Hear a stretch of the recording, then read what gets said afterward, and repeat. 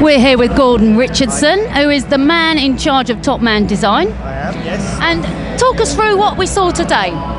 This was quite a move on for us, this collection, because after the kind of very intense autumn-winter one, which was heavy and dark and kind of grey and austere, we decided we'd lighten everything up. That was the kind of first sort of move, and then start to play with all the fabrications and the kind of silhouette and proportions as well. So those were the sort of key things that were defining the collection. Then we split it into sort of three component parts. The first part kind of had that slight Oxbridge kind of feel, very easy colours, slightly more sporty, but mixed with tailoring, because one of the key things we thought was everything's smartening up, but it doesn't necessarily mean that people want to don a suit straight away, so they want to mix things up. So you have something casual that then needs something formal put on top, or you do it the other way around, something formal that needs something casual, because that's the way boys dress. They don't like to be head to toe. If they're head to toe in something they've never worn before, it feels alienating. So that was another kind of brief we had. And then we decided if we did show a suit, we would show creased with clean.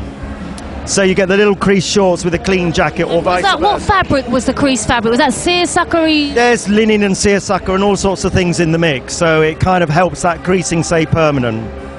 And then in the middle section there was something we called Future Exploration, and that had a more of a technical feel. So we used the sportier kind of fabrics to do new parka shapes and jersey shaped parkas and things like that. Well, now the parkas, talk through, because we've got parkas in all sorts of aspects. All sorts of guises. Yeah, tell us about, because we've got, as I said, the jersey ones. I love that jersey parka. That's the first thing I'm going to buy from the collection, because I think it's just fantastic. I also like the knitwear towards the end, the very fine knitwear that's spiraled, but the parkas... What sort of knits were they?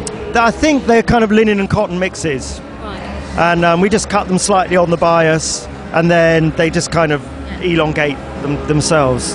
But that whole evening section at the end was fantastic, because it was like a whole sort of mix-up as to how boys would wear it, and they all hopefully look really young and dynamic and very easy in it. All very lovely mod influences. Yeah, slightly mod, but a whole new take on it, really. Yeah. And obviously you're expanding. Tell me about New York and expansion in the US. New York, I can't. It's all rumour for me as well. I've heard that we're potentially going into New York. I don't know anything definite, but if it happens, we'll be alongside Topshop. And I'm looking forward to it when it does. But yeah, it's all, you hear these things going around work and you kind of think, is it happening, isn't it happening? I'd like to think it was and hope it is, and the sooner the better, because I think it's a really good market.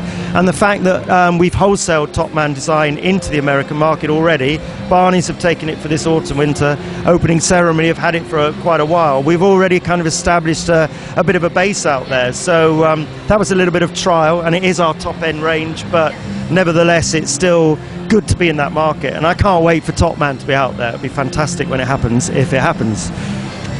We're going to reverse roles, because I think it's important to hear other aspects of the show apart from ours. So I want to know what's been going on in London Fashion Week this week, what's been hot, what's been not, and what you've really been excited about. So many things, Gordon. Where am I going to start? Bleeding hell, Avshalom Gur, what has he done? The man's a genius. He's been out in the streets of London town collecting rubbish, and he's taken the rubbish and he's turned it into some of the most beautiful clothing you've ever seen. Looking at it on the catwalk, you think it's almost couture, and then you notice the Morrison's carrier bag and the squashed up Red Bull cans. I mean, it was great. And on top of that, he added bicycles, so we had a whole homage to rally going on with references, plus with the accessories we had bicycle accessories. I mean, that was a laugh and a half. And I asked him, AV, how come you make rubbish look so beautiful? And he says, Marian, it's because rubbish is beautiful. So that was hot. Then also got to mention a new British designer, born in Hackney, based in South London, Georgina Harley-Smith. Oh my God, that woman is good. I mean, she's making proper, real clothes for London girls. You know, like the proper attitudes that is in there, but it can move in it, really, really practical plus glamorous. So that's two things you've liked, but there must have been more things than those two things. But they've obviously got you really excited. But what about things that were sort of a little bit more demure, a little bit less excessive, a little bit less... Oh my gosh, Aganovich. Do you know Nana's work? No, I don't think so. Well, I know, I've heard of it, but I don't know the range. She's very special. There's always some intelligence at work. So basically the show was inspired by a Linton Kwesi Johnson poem, which made me jump up and down, because I think Linton Kwesi Johnson is one of the most important British poets and performers that there's ever been, really, and it's not a name that you hear very often, because he's associated with the race riots and documenting all that back in the late 70s.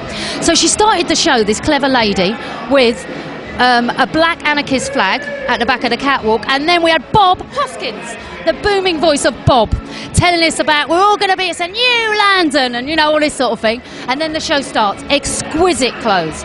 She works in silk a lot, lots of fan pleating, and she mixes things up. So it's very sexy, it's very womanly, but it's very different. And sometimes you look at something, it looks like a shirt, but then it's turned into a dress. She's just very, very clever. Listen, I think we're going to have to stop there, but that was really interesting, Marian. Thank you very much. This was Marian at the Top Man Fashionese show. Thank you very much, Marian. Jean-Pierre Braganza his fetishes spring-summer 2008. Waistcoats and we're here at Skim the Body, while his trademark bow-leg trousers appear in heavy double-dyed black denim. Some people have gathered jacquard and linen. We've got lots of apples. The colour palette inspired by marble includes the shortly there's going to be a sort of also ivory grey, beige and highlights of celadon green and peach show, basically a demonstration of the collection. Now Jean-Pierre on jersey and Georgette that are ripe for layering. A good old press release. All sounds very, very Braganza. We've been having a little read. This presentation season, he's called the collection Convincementavia. Convincementavia is delivering his vision of and it says here, dandy, a refinement of obsessions.